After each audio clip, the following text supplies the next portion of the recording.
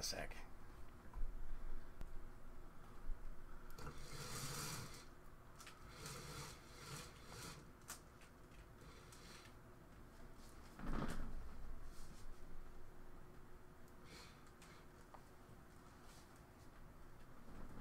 I'm a ghost. Ooh. Greetings, it's Vaygrim. Welcome to a Thursday episode. Move that over there. Of Gonna Mess with Things. I always mess with things while I'm on camera and I'm not supposed to. Welcome to a Thursday episode of the vlog.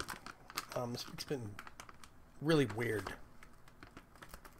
Why will this not seal?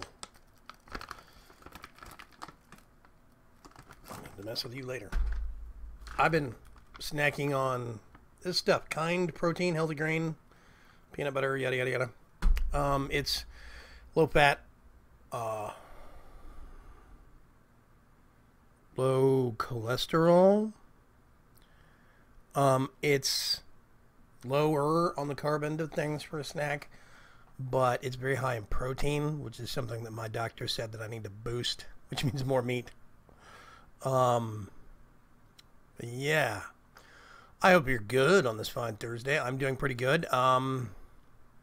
Random games I've been playing this week. Let's see, it was either yesterday or the day before that Rune Wolf and Lisa Geek had their fundraiser on Twitch. They did a fundraiser for a friend of ours, Dr. Warfighter. Every time I see his name, I want to see Dwarf Fighter. Like there's no R, DR, Warfighter. But, yeah. His name is Dr. Warfighter, and he's a really good guy. He's a Twitcher. He's a mod in both of their, I think, channels or whatever. And he's been hit by really, really bad landlords, criminal landlords, where he will rent and then they will sell the property out from under him just a couple months later. It's happened twice in 6 months, and there's nothing he can do about it. So he keeps having to get money to put together for a deposit that he then gets taken, he loses basically because they oust him because they sell the property.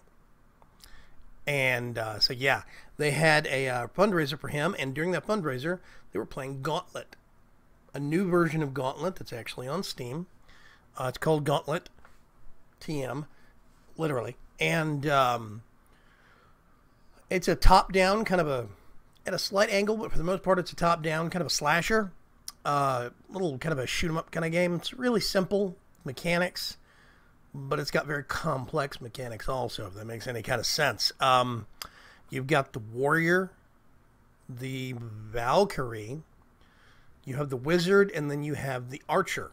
Those are the four classes. If you pay, it's $20 for the game. It's a really fun game. If you pay an extra $5, you get the necromancer, Lilith. I enjoy the necromancer and the archer. They're both a blast. I've been having all sorts of fun with both of them. But it's a fun little game. It's $20, and I absolutely have been playing the crap out of it. It's got dungeons you can go through. You earn gold, and as you earn gold, you can buy artifacts. They're called artifacts or magic items. I can't remember. I think they're all artifacts. And then basically, as you're going through the dungeon, you'll pick up potions. And the potions act as charges for the artifact. Every time you use the artifact, it uses a potion. And you can hold up to 5 potions at once. You've got a maximum of 2 artifacts. But you can buy different ones and swap them out. You can upgrade them. There's rank 1, rank 2, rank 3. You buy rank 1 and you have to pay extra money to upgrade to rank 2, etc., etc. And each one has different kind of benefits. Like there's a chaos crystal, which sets down this big kind of wedge-shaped, slowly turning crystal on the map wherever you hit the button. Whenever you hit the button, wherever you're standing, it drops that crystal. And all the monsters in the room will gravitate towards that crystal and start whacking on it, which means if you're somebody like the wizard or the necromancer, actually the necromancer is a bad example. If you're somebody like the wizard or the archer who is slightly squishier, it's a real butt saver to get stuff away from you. Works real well. There's a loot that you can get, L-U-T-E, that you hit it and it gives you a short buff, a short duration buff that makes the monsters ignore you. So suddenly they stop charging after you, even if you're the only target in the room, and they just kind of wander off. And the second rank ability for that, for the loot, gives a health regeneration buff to everybody in the party. It's very cool.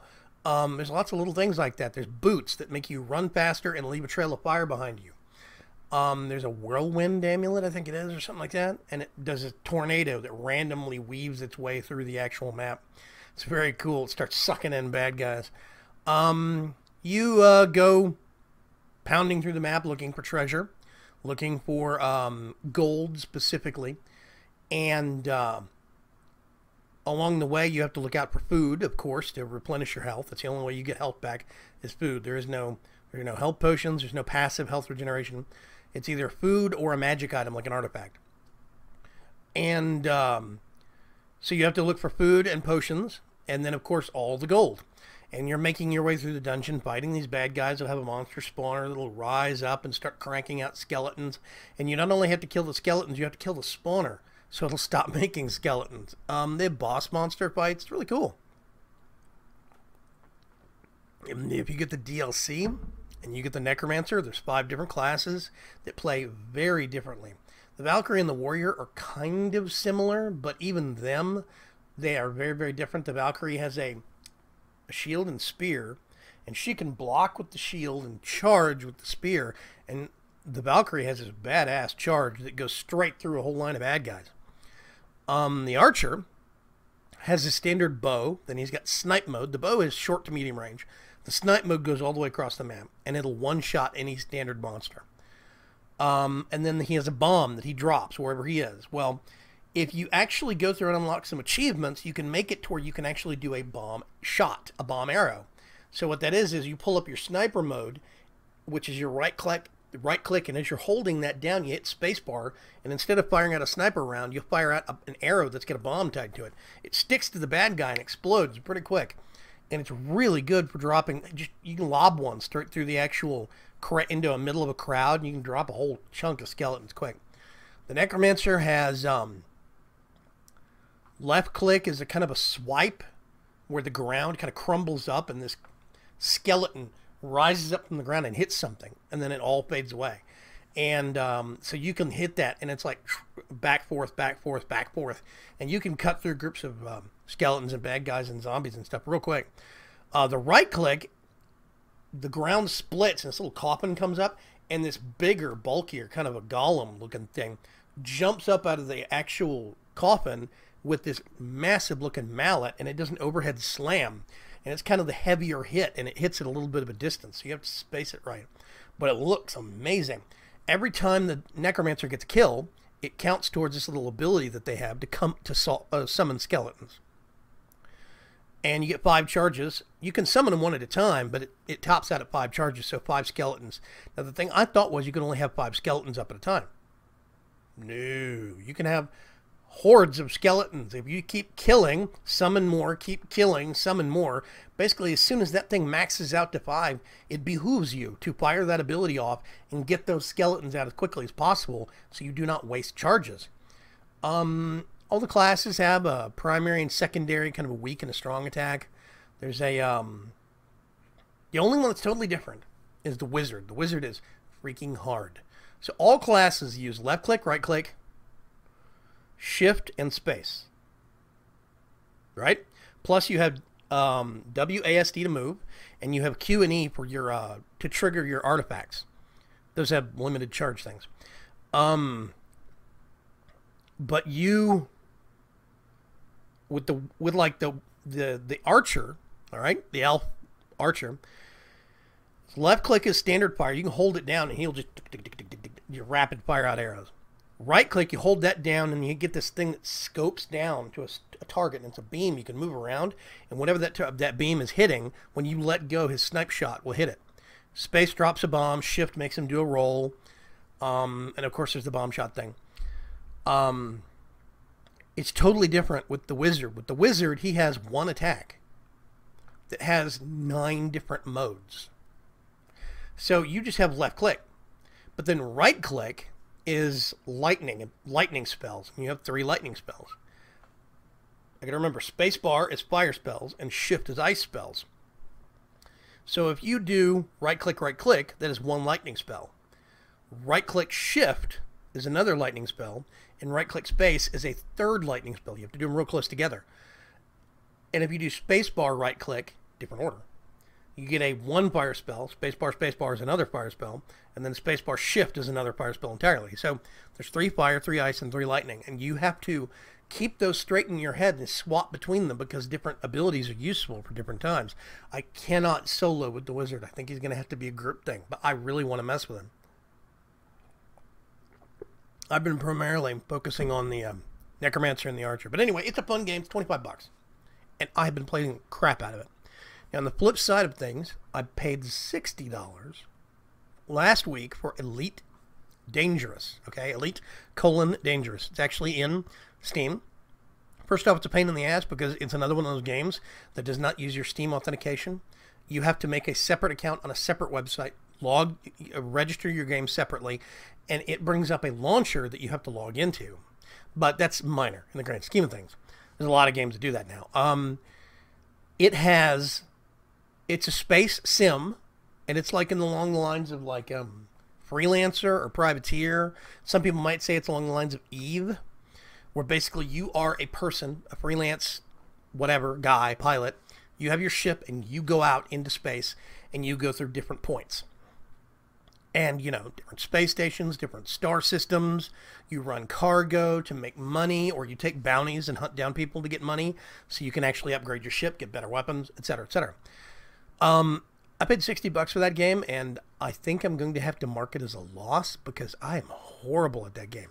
I can't get out of the tutorials. Literally, I cannot finish the tutorials. They give you a tutorial that's got this one weak little laser and a missile launcher with 8 missiles. And you're supposed to chase down 2 targets. So I find one target, lock onto it, and as soon as the missile locks, I fire at it. I'll fire 2 missiles, and it takes a minute to reload, so you can fire 2 more. And in the meantime, I'm just dumping my laser, my pulse laser cannon or whatever into it. As soon as that ship turns and attacks me and goes past me, then you end up in this situation where you are having to curve up because he's behind you now. So you go this way. Well, what he does is, since he's gone beyond you, gone past you, is that he starts going down. So you end up in this loop-de-loop situation where you're on the top and he's on the bottom and you're just rotating over and over. So you're pulling up and he's pulling up, and it's just... I cannot get out of that. I don't know what it is, but I cannot get out of that. So I get into that loop, and I'm just sitting there going in a loop, and I never regain the target on the guy. I can't. I tried going straight for a little while. Sure, you go straight for a little while, pick up speed, get away. You slow down and turn around, but by the time you slow down and turn around, he's closing in on you. You get 2 or 3 laser shots, and then you end up in the loop again. And I don't know how to solve that problem. The laser is not enough to drop their shields, or if it is real weak. The missiles drop their shields quick. The problem is, once you drop their shields in 2 missile hits, they then go into the loop. Even if you get out of the loop, as soon as you get out of that little flight loop, the chase, basically chasing each other's tails, as soon as you get out of that, their shields have regenerated by that time again, and they're back up. So by the time I end up taking down 1 target, I've used all of my missiles, and there's another one that I have to get to. And I have gone through it like 7 or 8 times, and I cannot best it. It is maddening. So I don't know. I'm really bad at Elite Dangerous, apparently. So I might just have to mark that as a loss. But on the flip side, it's a $25 game that I've been pounding into the ground. So, you know, it's one of those things where I don't entirely know what to make of that. Let's see. I had my monitor. I have 2 monitors that I do. One is my primary monitor for my primary gaming machine. The other is the primary monitor for my rendering computer, separate machine. But it's also the second monitor for my gaming machine.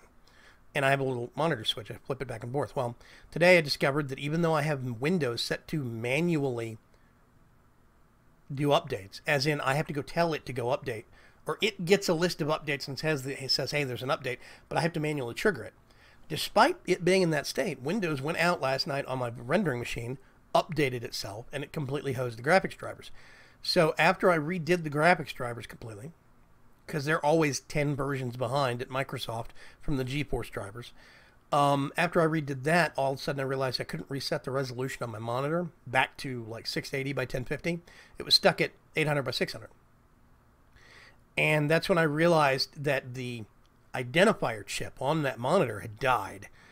Windows didn't know what it was anymore. Couldn't identify it. It couldn't tell what capabilities it had, what resolutions it can handle, what refresh rates it can handle. It has no clue. And you can't just tell it. It won't let you. So that monitor had to get unplugged, and I had to bring another older, crummier one out of mothballs and plug it in. That's what I'm using right now over here. Oops, I'm making a camera shake. Oh, God. That's what I'm using over here on this side. It's an older monitor, and I mean, it's the same resolution, same size, same measurements. The problem is the gamma on it is bad. It always has been ever since I got it. It's had a low gamma, so it's a really dark screen. It's very dark and very muddy. If you adjust the brightness, that's fine. The problem is, or I mean, if you adjust the gamma in your video card drivers, you know how you can adjust gamma in your GeForce settings? Even if you do that, if you use a monitor switch to change back and forth, those settings get reset every time the monitor gets refreshed. They also get reset every time you go into a full screen game and then come back to desktop. So every single time I either use my monitor switch or go into a full screen game and go back to desktop, I have to go back into my video card driver settings, adjust gamma down one notch, back up one notch, and it goes, oh, and it brightens back up again, and then I hit apply. And it's a pain. So that's why I don't like this monitor. It ends up being real aggravating to use, but, you know, whatever. I think I'm just going to stick with the darker and hope that my videos don't render out too dark. Anyway, that's been my day, my week, so to speak. It's been good for me so far, but yeah. I have been messing with some new features in this editing software I got a couple of weeks ago, video editing software called Magix. That's with an X, M-A-G-I-X. It's Magix Movie Edit Pro 2015 Plus. I've been messing with it quite a bit. It's very, very cool. I like it. I finally figured out how to use the titler in it. So I'm considering putting out some tutorials, short little tutorials. I had to do this neat feature or that neat feature. And I'd love to hear from you guys and see what you actually think about that. Even if you're not in the market to buy new software, maybe somehow it'll be interesting or informative based upon what software you do use. I'm not sure. Or maybe you're just curious. I don't know. Anyway, I'm going to wrap things up. I have some more video to edit. I'm trying to get back ahead on Bioshock Infinite again. And we have another series starting next week. I still need to figure out what I want to play in that slot. A lot of people are telling me that they'd like to see skylines, cities skylines.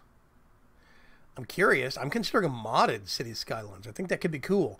I keep hearing about horrible traffic problems in the base game itself. I might mess with mods and see if any of the mods can either help it make managing it better, or just alleviate some of the issue. I don't know. We'll see. But I've had a lot of interesting requests as to what to put in that empty slot now that Alan Wake is over. And I'm still thinking. So, try and have a good Thursday. Try and have a good week. If I do not talk to you between now and the weekend, stay safe, stay sane. I'll talk to you later. Bye.